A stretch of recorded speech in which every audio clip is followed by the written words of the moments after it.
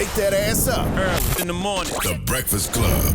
Yep, it's the world's most dangerous morning show, The Breakfast Club. Charlamagne the God, Jess Hilarious. DJ Envy is not here today, but we got a very special guest, the vice chairman of the DNC and the co-founder of the March for Our Lives, David Hogg is here. Hey. It's Hogg, right? Hogg, like Hogg. a pig. It is like the pig. Yeah. Okay. Yeah. I always see the two G's, and I don't know if it's Hogg or Hogg, but good to see you, man. Good to see you too. I really appreciate a lot of the things that you've been doing because you are challenging the Democratic establishment, and I just think we need more of that. Yeah, I certainly agree. I think the fact of the matter is right now we have seen last election we lost voting share with nearly every single demographic out there. And we also lost against Donald Trump, of all people, right? And if that's not a sign that we need to dramatically change, I don't know what is. So that's really what we're out here trying to do is help to elevate a new generation and also make sure that nobody feels like, that they can just be in their position of power forever, because ultimately this is democracy, last I checked, right? And it's about making sure that we have the best representation possible in every district. Do you feel like the Democratic establishment uses young activists as mascots more than partners? Certainly at times it can happen. I mean, I know for a fact when I started running for this position, there were people who were certainly resistant, who I ended up talking to a lot of the time. That was actually one of my favorite parts about running for this position, because when you're running to be a vice chair, you have to call people and obviously earn their vote.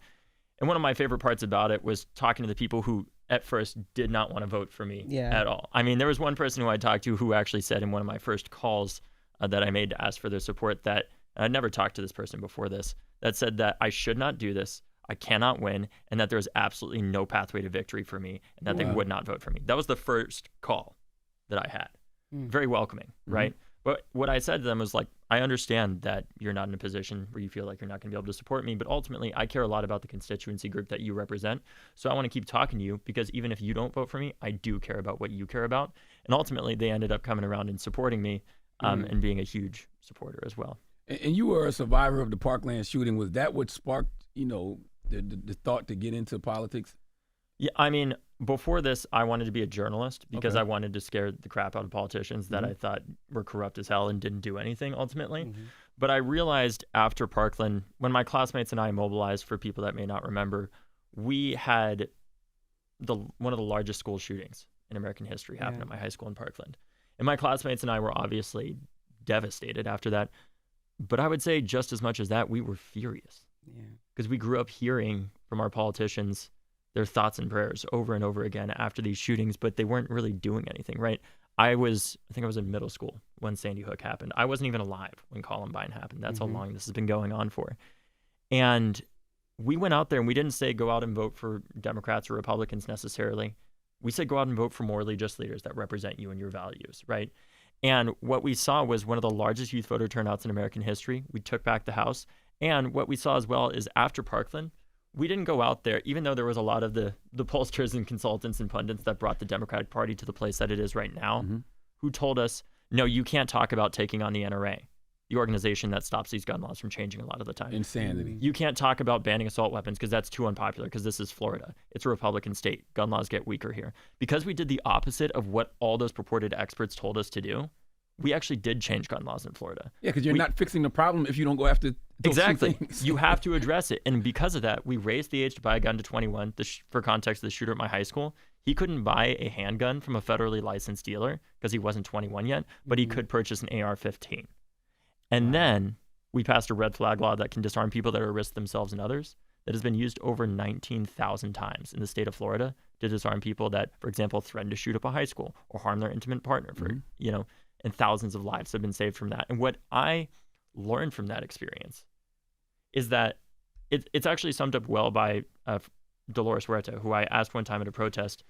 She's a major civil rights activist, obviously, and leader in the farm workers movement, amazing person. I asked her, what is the most important thing that you need to tell any young person or activist that wants to make change that they need to know? And what she said to me is, it doesn't matter whether or not the change is actually possible. It's whether or not you can make people believe that the change is possible more than anything. And that's what we did after Parkland. And I think what we're trying to do now is take that generation of young people who have been let down in so many ways by their political system, whether it's through gun violence inside of school or outside of school, whether it's the housing crisis, the student debt crisis, or so much more, and show them that there's a new generation of people coming in that are people like Congressman Maxwell Frost. I don't know if you know this person. He's the youngest member of Congress.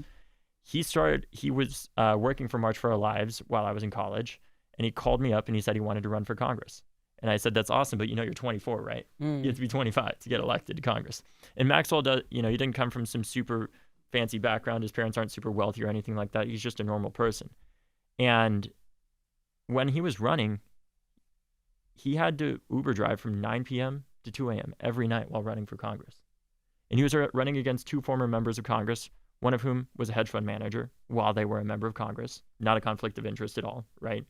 And then the other one had committed tax fraud while they were in Congress. And Maxwell was written off by the establishment so much. They said, he's a great person, but he can't win. He can't raise that kind of money. And we helped him raise, I helped him raise about $400,000 in his first 2 quarters. But the thing is, the most important thing that somebody needs to run for office is the will, the grit, and the determination to get elected, but they also need a substantial amount of funding in order to get elected. And far too many young people with that grit and determination struggle to get there. And that's why we do what we do at Leaders We Deserve, because Maxwell ended up, with that determination and that support, becoming the youngest member of Congress that helped to spearhead an effort to get the Biden administration to address gun violence in a more substantial manner. And shortly after I graduated from college, I found myself sitting in the Rose Garden at the White House with Congressman Maxwell Frost, who I literally hired from my freshman dorm room, introducing the President of the United States to create something called the Office of Gun Violence Prevention that helped to coordinate the federal government's response to gun violence. And they oversaw about a 25% reduction in gun homicides over the course of about 3 years from that work. And that's because of the pressure that Maxwell helped to put on. But imagine if we had 30 Maxwells in Congress. David, going back to the shooting, you were just 17 when that happened, right? And I can only imagine I know you said you guys were furious, but what is something from that day? What do you remember most about that day that sticks with you today?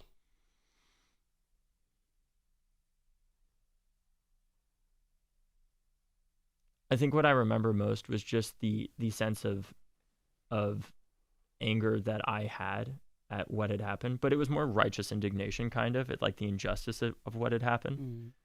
Because I had spent the past 4 years in my speech and debate classes studying, arguing about gun control, for example, and having to argue on both sides of it, both for and against it. You don't get to decide which side you're arguing on. You have to argue on both. And I was frustrated because I felt like myself and my classmates could have done something before this because of what we knew from that education that we didn't, that could have potentially prevented it. So that's a lot of what I think about. And of course, too, the fear that one has when my sister was just 14 years old that day. And she lost 4 friends. That's really what I was thinking about, was for the first time in my life, there wasn't anything that I could do to help my sister feel better other than to try to stop this from happening to other people. And that sense of helplessness is really what I hold on to. But I also remember the friendship and camaraderie that my classmates and I, and the parents and teachers and other people that we worked with, had in order to hold these politicians' feet to the fire. Because if there's anything that I learned from that experience, when I originally went out and started talking about it, I wasn't doing it as an activist. I was doing it as a journalist because I wanted to talk about what happened that day. But I soon realized it wasn't going to be enough to do that, because you can't just talk about what's wrong. Yeah. You got to make it better and say what needs to be done right. And journalists often can't do that. And what's an even better way of scaring, I like to say, Charlamagne, the only good politician is a scared politician that is afraid of losing their job, frankly. And we need a lot more of that. And what's a lot better of a way of doing that than just writing a bad story is running somebody against them, or having a massive youth voter turnout that helps to defeat the NRA. And that's just what my generation did in 2018. People told us, you young people are great, you're really inspirational, but you don't vote. That's the problem. And we said, okay, watch us. So we did. And we ended up defeating more NRA-backed incumbents in the U.S. House than ever before in American history. And in the time since, we actually passed, just after Uvalde, the first federal gun law in 30 years as well. And it's not nowhere near enough. There are still people every day that live in fear of gun violence, students that live in fear of gun violence. And we have to be clear, too. What happened in Parkland is horrifying and should never happen again. But most of the young people that are dying from gun violence aren't dying in school. And they aren't getting nearly enough attention. And we need to make sure that we're providing a holistic solution so that kids don't feel in danger on their way to school or inside of their classroom at the same time, but not only just focus on one or the other, but focus effectively on both. Have you encountered more resistance from Democrats or Republicans when trying to push real reform? In which sense? In terms of gun reform, or just any type of reform, period? I mean, honestly, I think a lot of the challenge is that I think the resource that our party lacks more than anything, it's not cash. We certainly are good at raising money, right? The resource that we lack is courage, in my opinion. I agree. I think that's the one strategy Democrats have not tried. And what kills me about that is that think about all the most prolific things that our party has helped to usher in the past, right? Whether it's the Social Security system, right? Medicaid or Medicare, which now are getting cut, of course, in part because some of our members of Congress literally passed away in office, and that vote very likely would not have gone through that just went through, that is going to cut billions of dollars in funding for Medicaid and so much more. And what I'm always coming back to is what those people said to us after Parkland, which is you can't talk about this because it's too bold, it's too out there, it's too much. You need to be very incremental. Who was saying that? Was it Republicans, Democrats, or both? Or? I mean, it was a lot of pollsters and consultants and other people on the Democratic side saying, you don't understand, this is too controversial, you can't push for this. Wow. What we did, though, is because we actually spoke authentically about what we actually believed and went out there and said, this is what needs to happen, we got Republicans in our state, which was a Republican trifecta, on the defense. And we changed gun laws and saved lives. But imagine if we didn't have that courage. Imagine if we listened to those people that said that we can't over and over again, right? I think part of the reason why, I would say one of the last times that we were the strongest as a party was shortly after Barack Obama was elected. And I think part of the reason we had such a massive wave wasn't just because of the recession that we just went through, but it wasn't because he had a message of we can't. We can. Exactly. Change you can believe in. And that is the most powerful force that we need to tap into, is we need to reignite the American people's vision of what kind of country we could be ultimately, right? And not just talk about how we're against Donald Trump. Of course we are. But talk about what are we trying to build as an alternative, right? And what I think about is, look, Charlamagne, I'm not a Democrat because I think that we're God's greatest gift or we're perfect by any means, right? It's because I believe in the party that we can be, and I believe in what we have done as a party in those moments when we did have courage. When we passed the Affordable Care Act so that people didn't get kicked off their insurance for a pre-existing condition. That's why my father, when he got diagnosed with early onset Parkinson's disease, didn't get kicked off his insurance. And then my family didn't go bankrupt because we had the Social Security system that he paid into throughout his life to support him and his family should he get the unfortunate consequences of having a life-altering thing like that. But what I also think about is how I ended up in Parkland in the first place. And that's because when my dad was diagnosed with Parkinson's and faced an early medical retirement, we very likely wouldn't be able to continue to afford to live in California, where we lived at the time, because of the housing crisis out there. That's not because of Republicans, right? That's because of Democrats. And then we moved to Florida, and I lived the consequences of Republicans' failure to address gun safety. So I want to make sure that not only are we defeating Republicans, but we're not just defeating them to defeat them, but we're actually doing something with that power to address the housing crisis, to address gun violence, and ensure. Just more recently, when my dad passed last September. I'm sorry to hear that. Thank you. When my dad passed last September, I was reminded of how much more work we have to do, because when he was on his deathbed, despite being a Navy helicopter pilot with full VA benefits and a medically retired FBI agent, his cost of care monthly for at-home care was $19,000 a month. Wow. I had to make a spreadsheet to figure out how long my family could afford to keep my dad alive. Damn. Despite all of those things. And the only reason why we didn't go bankrupt is because he did not live long enough for that to happen. And that is an impossible decision that no person in this country should have to make between caring for a loved one or going bankrupt, or paying for heat, or paying for insulin, or getting a college degree, or not having a lifetime of debt, for example. That's why I'm a Democrat, because I know the power of what can happen when we do have courage, when we fight for what we actually believe in, and we don't just cower and say, no, we need to do this tiny incremental thing when hundreds of millions of people are struggling around the country right now. Do you think Democrats are afraid of upsetting wealthy donors even when the issue is life or death, like gun reform? When it comes to gun reform, I don't think the issue is necessarily wealthy donors, to be honest with you.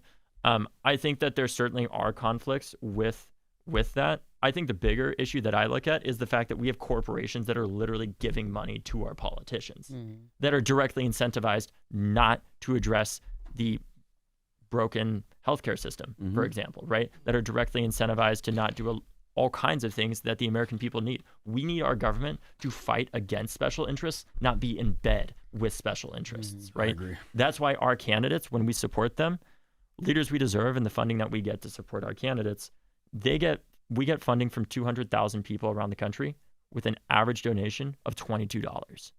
We don't take money from corporations, and our candidates, they don't take money from corporations either. And we say to them as well, if you take money from corporations, we will find a different young person to run against you, and we will primary you to hold you accountable. Because we have to reform the campaign finance system, because ultimately that is the thing that is keeping all of these issues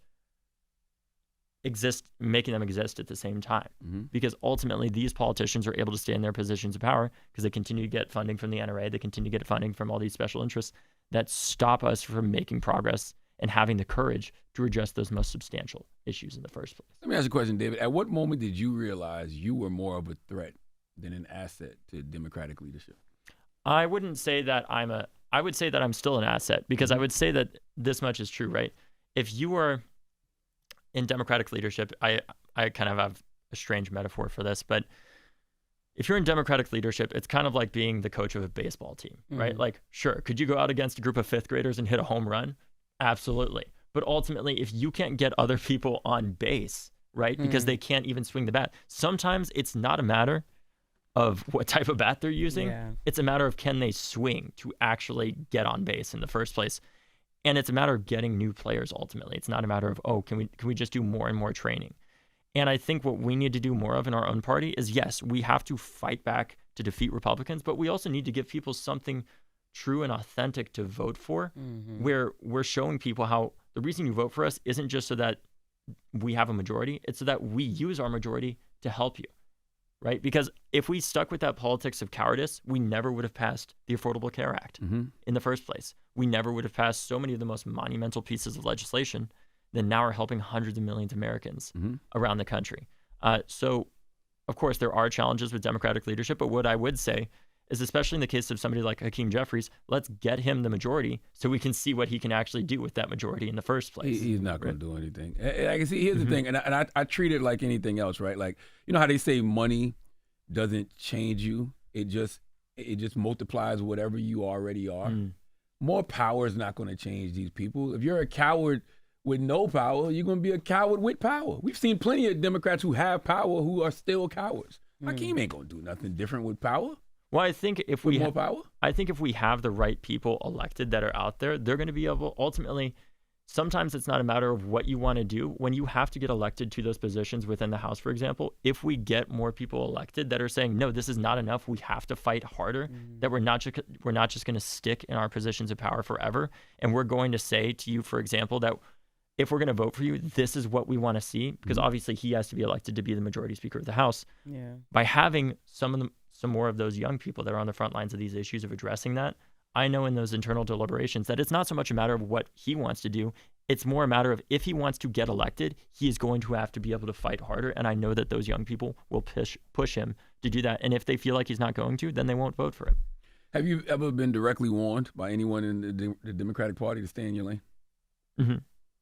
Like, I'm talking about, like, I know some people say things publicly, but like behind the scenes, have they like really threatened you?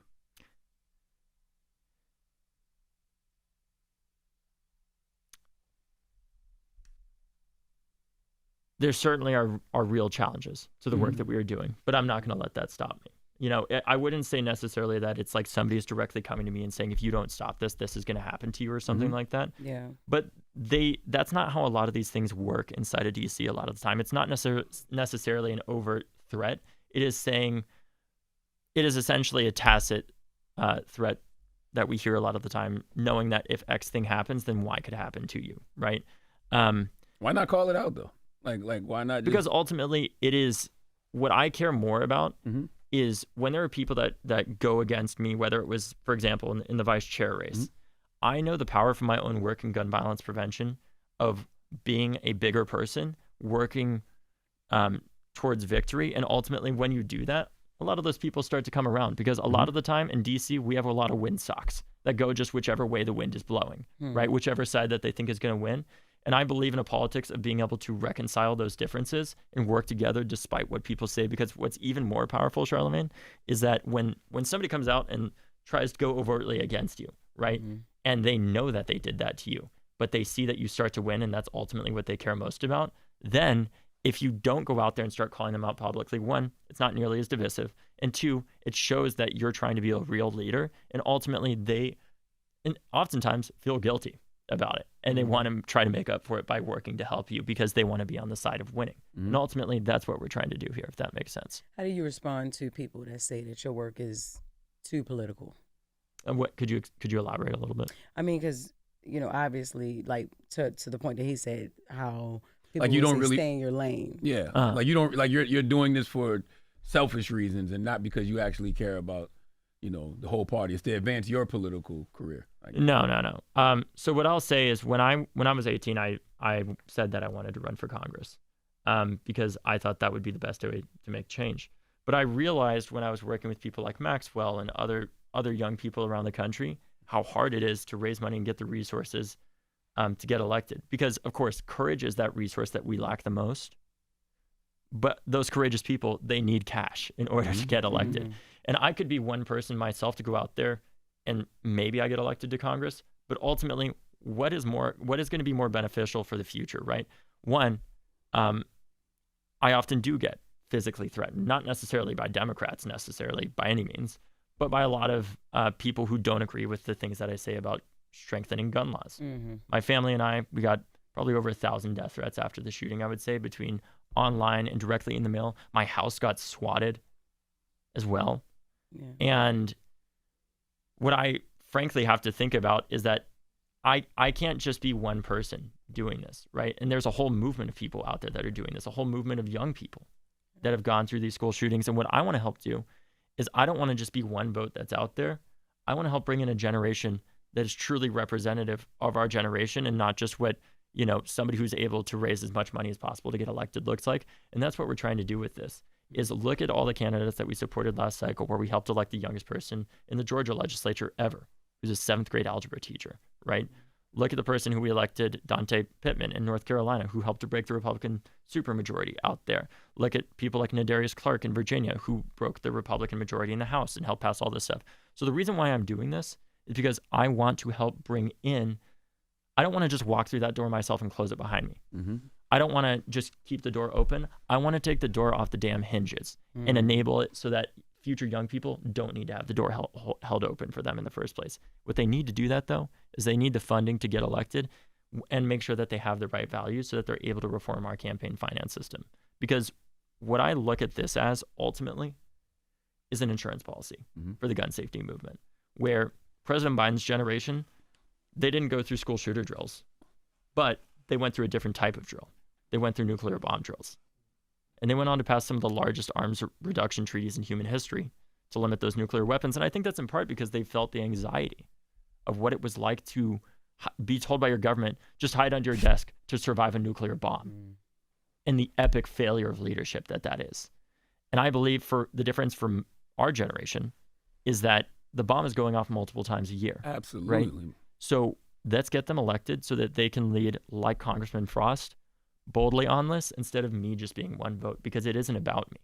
It's about our generation and the story of, are we going to continue having conversations like this in the future where school shootings remain in the headlines and gun violence remains in the headlines and so many issues that we should not have to deal with in the richest country in human history remain in the headlines? Or are we going to leave them where they belong, in the history books? So give me some other names, because you keep mentioning Maxwell Frost. Who do you think is the voice of the Democratic Party? Or who do you think should be the voice of the Democratic Party? Or is there multiple voices? Well, I think, one, there's going to be multiple voices, right? Yeah. I think one of the great things about our party that also creates some challenges is, look, we are not a cult, right? We can have. I can't tell in recent years. Well, sometimes I understand what you're saying, certainly, given some of the responses that I've gotten to this. But ultimately, we are not a party with somebody like Donald Trump at the top that says, you have to believe every single thing right here or else you are excommunicated and we're going to try to destroy your life necessarily. It's not I don't nearly... know if that's true, David. Well, I've looked at the way people would really get upset with you if you had anything negative to say about President Biden. when he was the one that we should have been speaking out about the most. Right, and I completely agree with you, actually.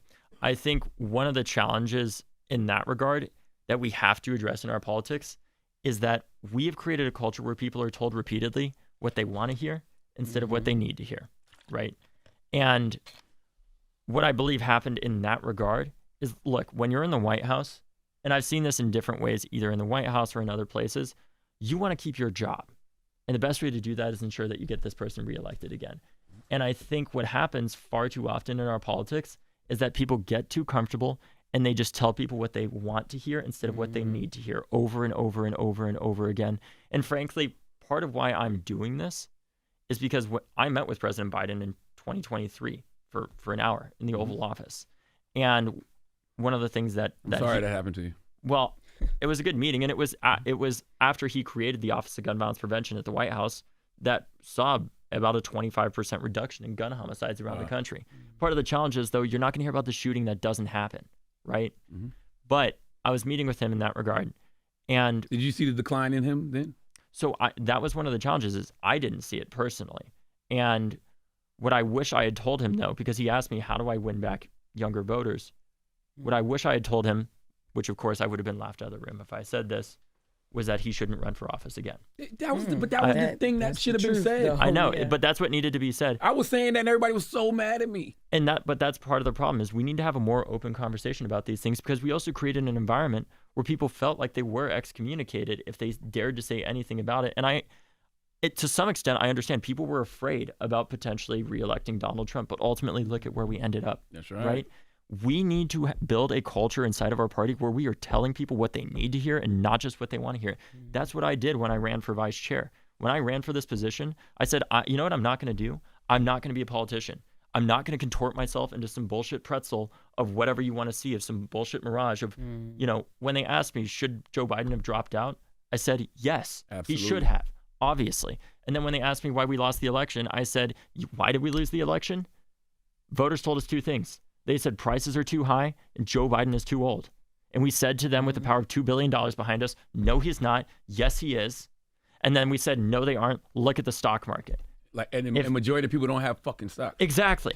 And if you tell people not to believe their eyeballs or their wallets, that's right, you're going to lose them. That's right. And I think what we need to build in the party is a culture of addressing the realities that people are actually going through and what they're actually feeling, not just what a chart is telling us that they should be feeling, but actually listening to them. And what we're here to do is build that culture regardless of whether or not people like it or not.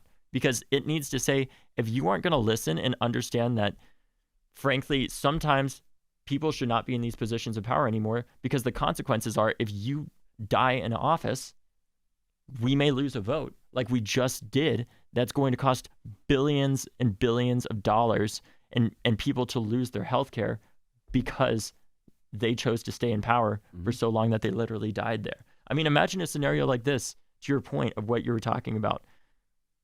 Imagine we had a scenario where we won, a 2-seat majority in the House. We would have already lost it because several of our members have died in office.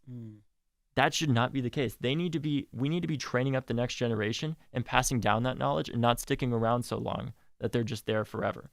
And I know that's uncomfortable for some people to hear, and I certainly get a lot of heat for saying that. And it's not to say that there isn't, that I don't have respect for those people. They've done incredible work and prolific work. But ultimately, we have to figure out, how do we train up the next generation to build the best Democratic Party possible? Because I think what happens is a lot of people don't want to train up their successor because that is a threat to them. Because if you train up somebody well enough, you're going to train them so well that you could potentially be replaced. And that's scary to them. But ultimately, this isn't about you. It's about the country. It's about the party. And it's about, what are we doing not only to defeat Donald Trump? He's old. I know Joe Biden's old. Donald Trump is old too. I don't know how much longer he's going to be around. Why do we keep saying defeat Donald Trump, though? He won. Right. Exactly. So that's what I'm getting at, is we can't just talk about what are we doing to defeat Donald Trump? What are we doing to defeat him? He won.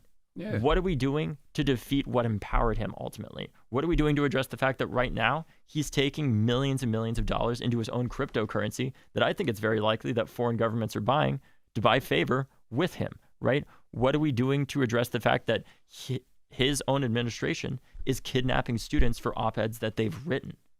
That's horrifying. And the fact that right now, despite all of that, that our party's approval rating is at 27%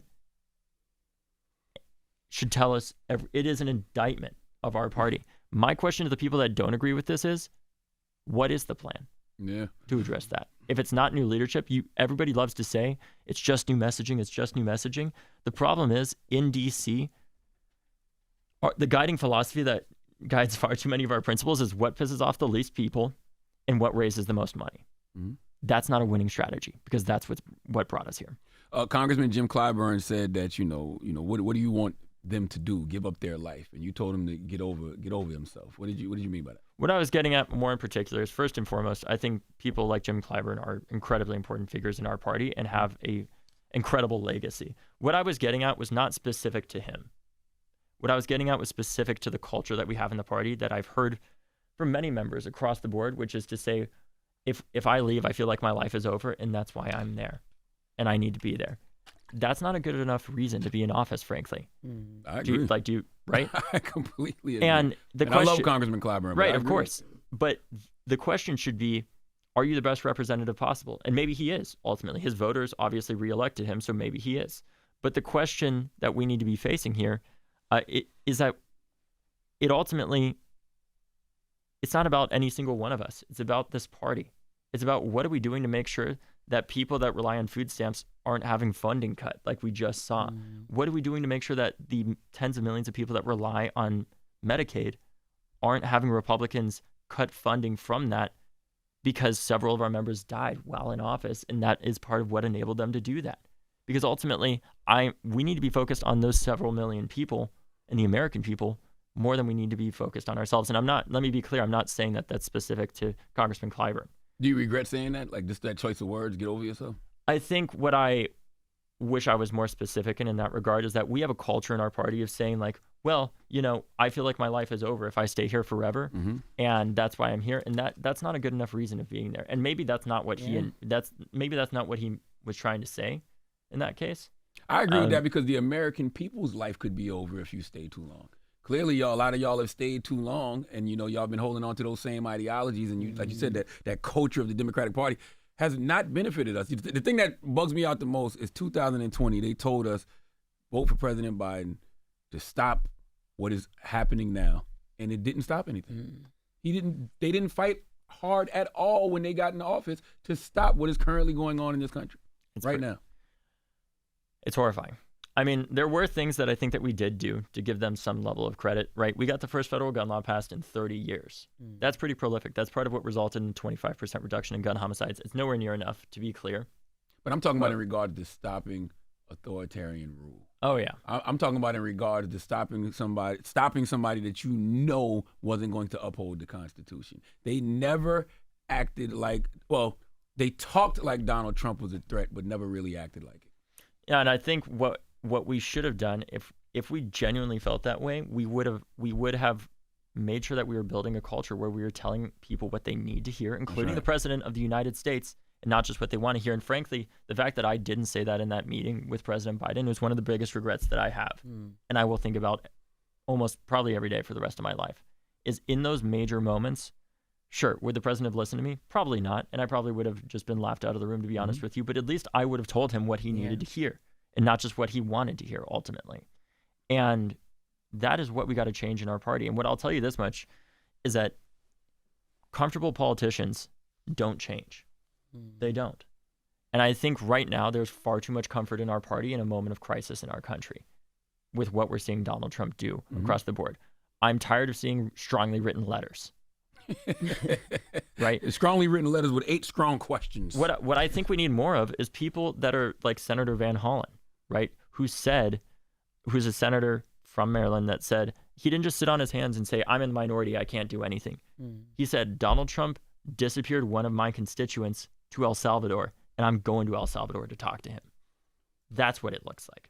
That's what fighting back looks like. But it goes beyond that too, as well. It's about an overall cultural shift in our party, because right now, I'm curious what you guys think of this. If you ask the average American if the Democratic Party was an animal, guess what the most common answer is? A cowardly lion? You want to take a guess? Same, cowardly lion. It's a turtle. Turtles are smart. No. You know what it is for They're Republicans? behind. What? It's a shark or a lion. People want somebody who fights for them, ultimately. And that is what kills me about what we're saying is we are fighting. I do genuinely believe for the right reasons and for the right people. But for far too many people, they clearly don't feel like we are fighting for them, ultimately.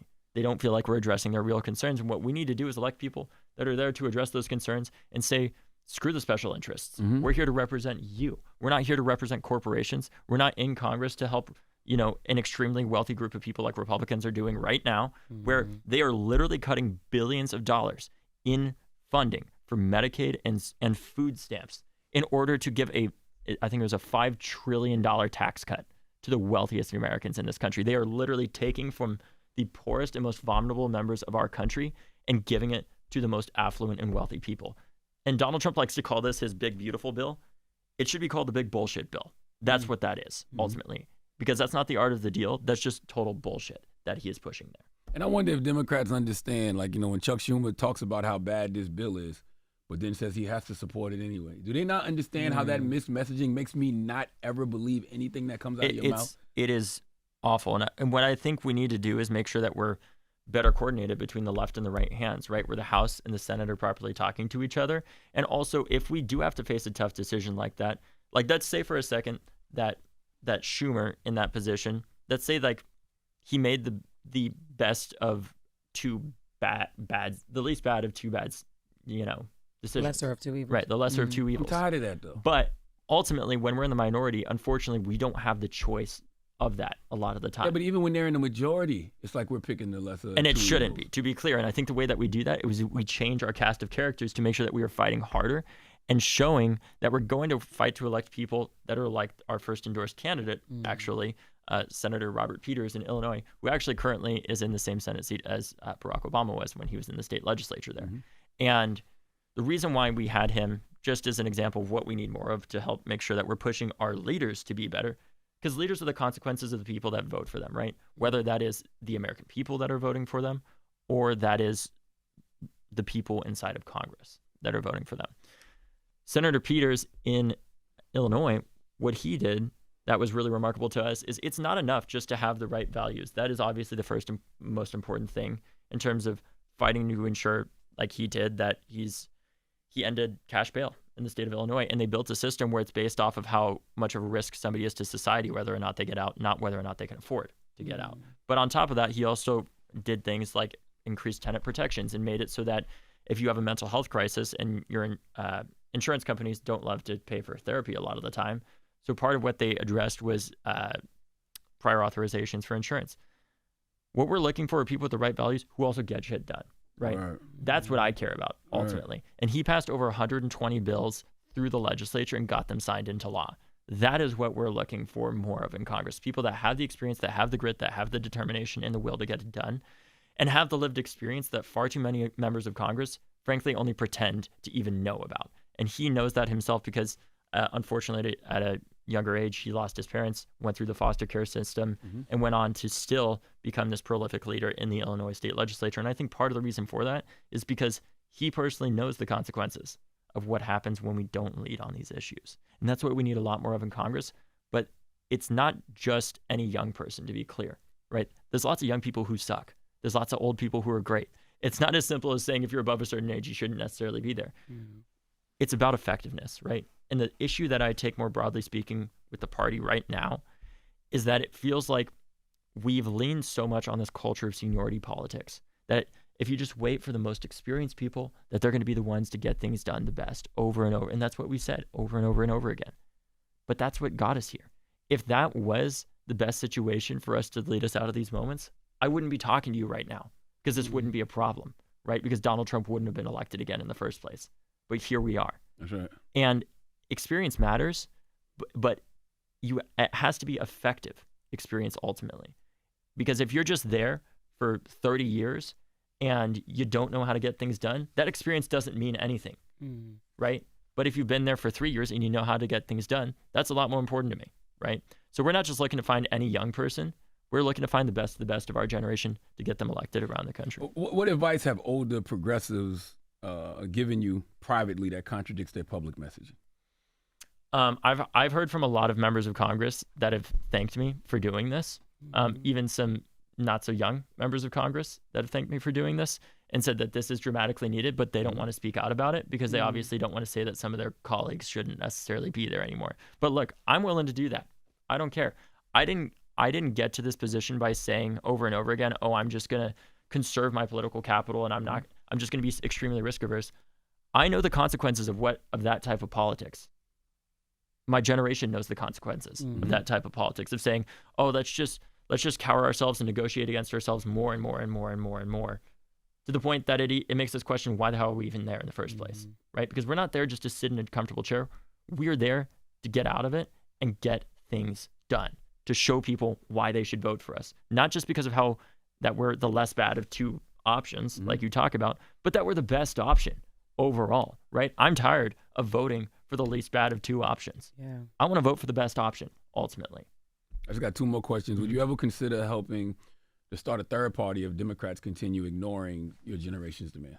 No, because this is not their party. Yeah. Ultimately, the people that are trying to, that are against this, the Democratic Party doesn't belong to anybody in leadership. It doesn't belong to me. It doesn't belong to any of the official members of the DNC or the official leaders of the Democratic Party. The Democratic Party belongs to the American people and the millions of Democrats that are elected around the country that we are here to try to represent as much as possible. So no, I'm not about to leave and try to start my own party, because ultimately this isn't, the people that are against this isn't their party. It's all of our party. And it's a matter of what type of party do we want to build in the first place. Okay, my last question, I'm just going to throw some names at you, and because these people to me represent what the next generation of Democrats could look like. I just want to know what your thoughts of them are. Governor Westmore of Maryland. So I think Governor Westmore has done a pretty amazing job. He actually has a really cool program that I don't think has been talked about very much, where he works, I think it's called like the mid-career program, where they take in a class of several hundred young people and put them into different jobs around the state of Maryland. And it really helps get them started in their lives and their careers and like help turn things around. And there have even been people that have gone into this program that I've heard about that started out literally homeless, that now have gone on to get jobs and do things like that. So that's great. I love Governor Westmore. I will say this much: I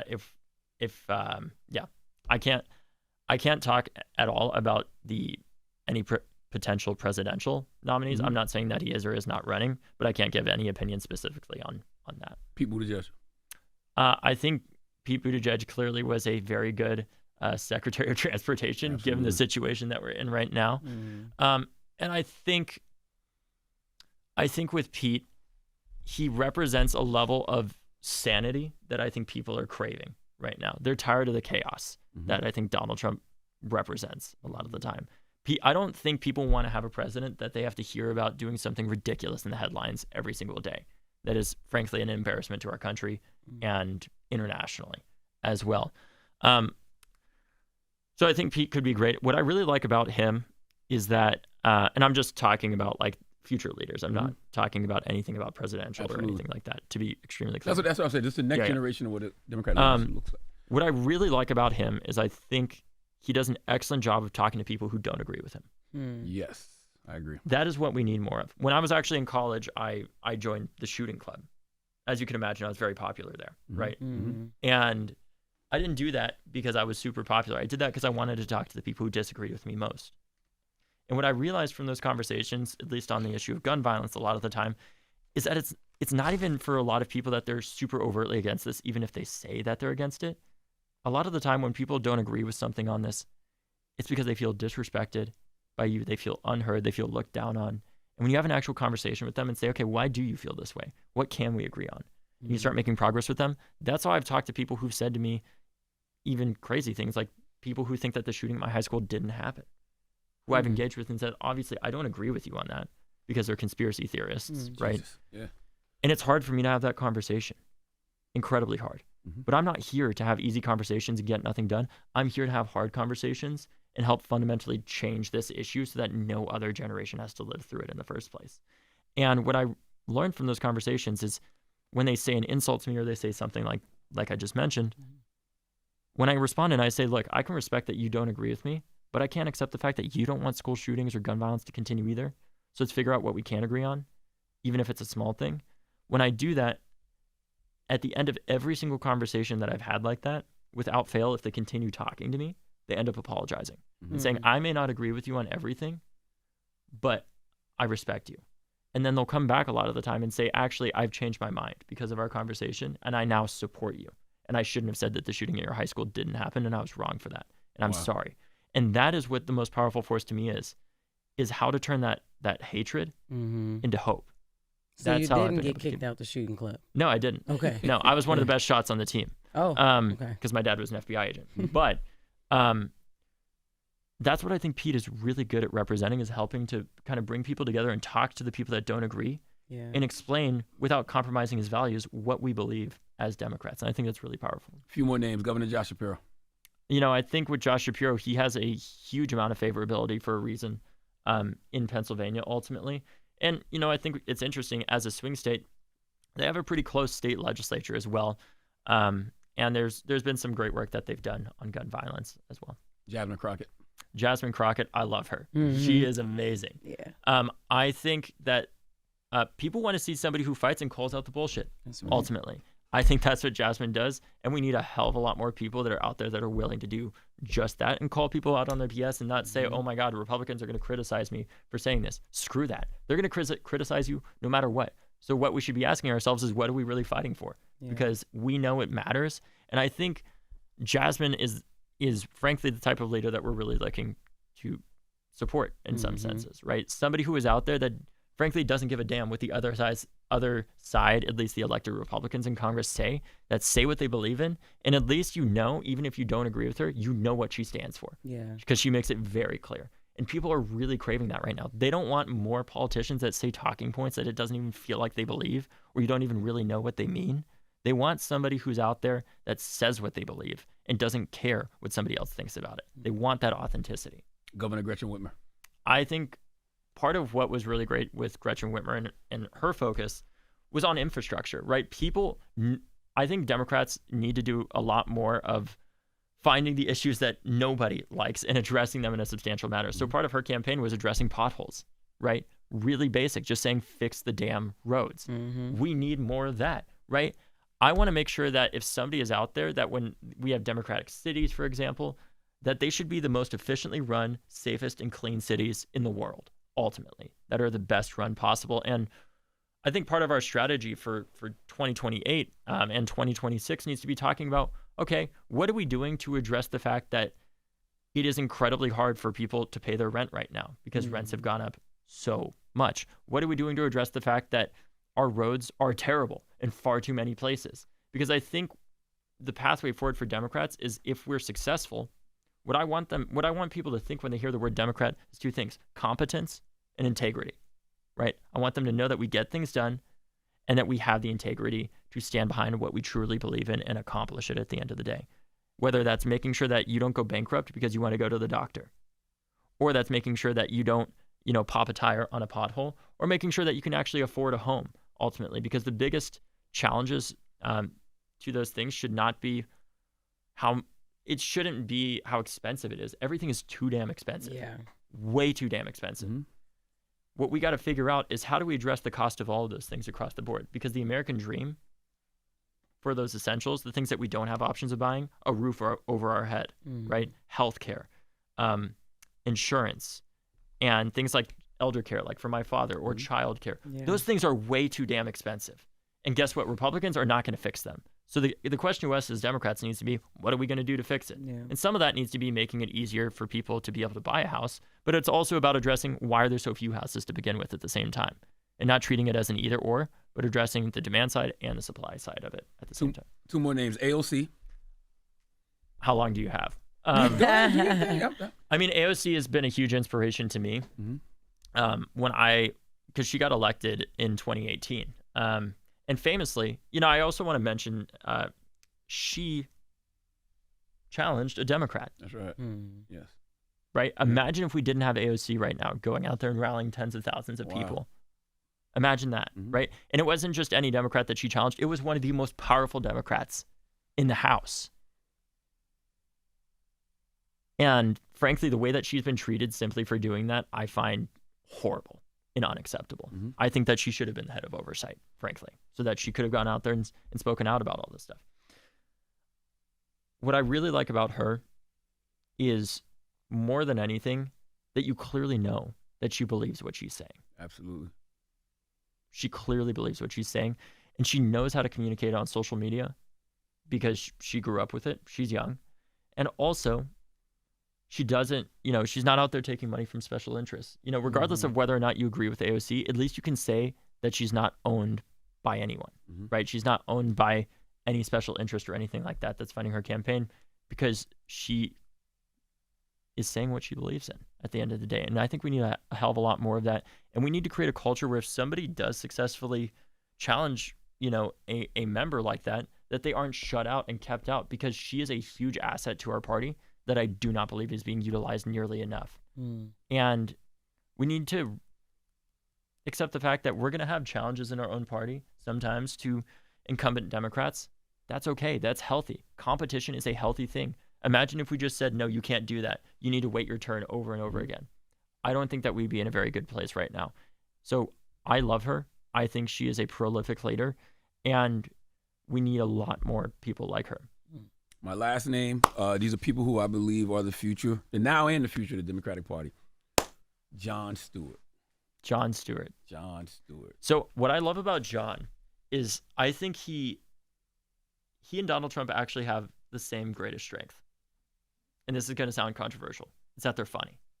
Yeah. Right? Not controversial at all. So I think what's controversial with some Democrats, right? But I think what happens... They don't have a sense of humor. Well, truly, yeah. Wait, that's a whole nother Well, I think Jon Stewart has a sense of humor, absolutely, certainly. Absolutely.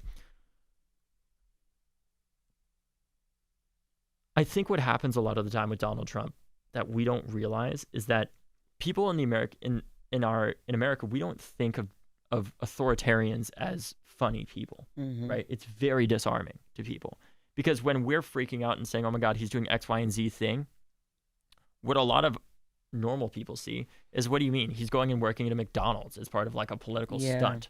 Or what do you mean? He's going and I don't know. Distracted just going and distract, like making all these weird jokes and stuff, or, going on and on about it. And it's very disarming to people, frankly, in a very dangerous way, because he is a dangerous man, very, as we're seeing around the country. But I think with Jon Stewart, what I like about him is the same thing that I like about AOC. He's funny. He says what he believes in, and he gets shit done. And I know that because I saw when they were working on the PACT Act. That's right. Sorry, I might get emotional talking about this. That summer,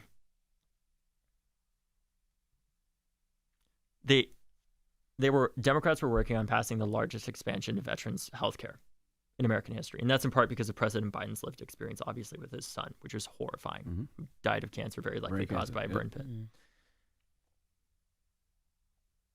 I got a text from a friend that said, hey, there's some veterans that are out here that are, protesting, because what had happened is Democrats actually outmaneuvered, to Chuck Schumer's credit, he outmaneuvered Mitch McConnell with the Inflation Reduction Act. And Mitch McConnell was pissed about that.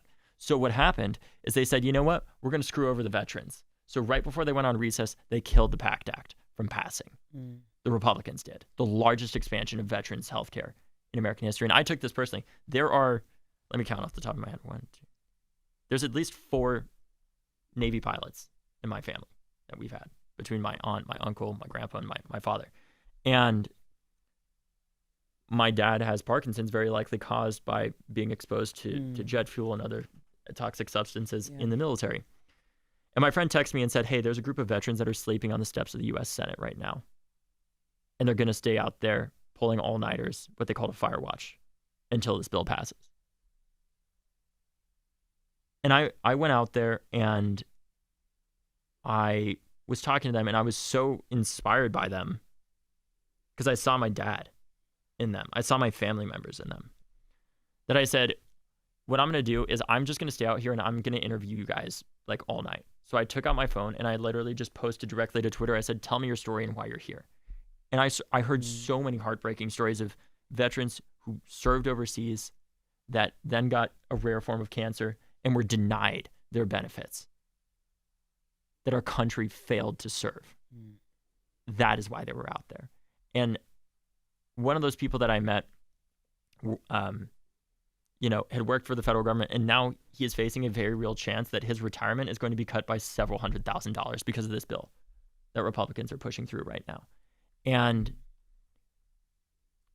I will never forget when Jon Stewart showed up to support those veterans and help get that bill passed. And it did get passed. It's one of the largest expansions ever, the veterans healthcare, because in the past, you used to have to say, oh, this very rare form of cancer that I got, you had to prove that it was because you were exposed to all of these toxic chemicals like Agent Orange or whatever else it might have been in the military in order to get health care for that. Yeah. Why the hell is it on our veterans that have served our country and risked their lives for their country and sacrificed so much to prove to the government that they served that their health care, that their cancer is caused by that? I think it should be on the government to prove why it isn't caused by that. Because if we're willing to spend trillions of dollars on stupid bullshit wars overseas, we should be willing to spend at least a couple billion taking care of our damn veterans that put their ass on the line for the politicians in DC that are way too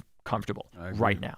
And the fact that Republicans killed that at the last second and we had to shame them in order to pass that is disgusting. But that's part of the reason why I'm a Democrat, because we do stuff like that. We got that bill passed and we massively expanded healthcare for millions of veterans around the country. But what scares me is Republicans are already trying to chip away at it and erode against it. So yes, Jon Stewart is an incredible and prolific figure that I think I wouldn't even say is the future of our party. I would say he is a major part of our party right now. Yeah, it's my hope, and I know you can't say this. I want him to be president of the United States of America. I really do. I think that he is such a fantastic messenger, and he actually knows politics, and he cares about people. And for the way the country is now and where the country is going as far as messaging, you need somebody like him front and center. That's just my thought. David Hogg, thank you, brother. Yes. I like the work that you're doing, man. Keep fighting the good fight. Thank you. That's right. If they can support you in any way, what should they do? People can just check out our website at leaderswedeserve.com. And you can also see on there, too, as we create more endorsements, who's out there as well. Absolutely. It's David Hogg. It's The Breakfast Club. Wake that ass up early in the morning. The Breakfast Club.